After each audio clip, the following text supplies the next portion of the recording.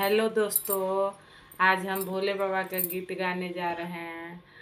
मीनाटी से बोलाली गौरा दे, सुनिए महादेव। हमरा नई हरवा शिवजी जगह होला, जगह देखे जाइब। गराजी के बोलाले महादेव, सुनाए गौरा दे। बिना रे नेवता के नाई हर से हो, नाई हर कैसन।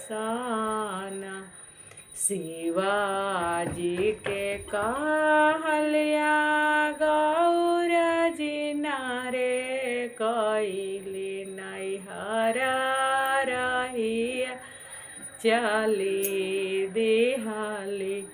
नाचिन है माए से बाप, नाही रे चिन्ह घर के लोगावा।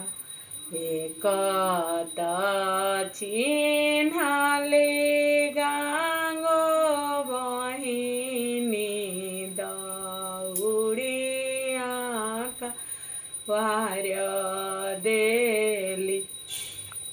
सबके आसनमा गौरा देखली, मने ही मन हुलासल।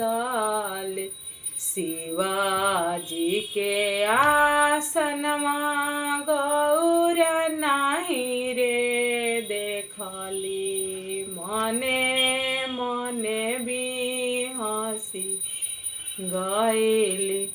धर्म के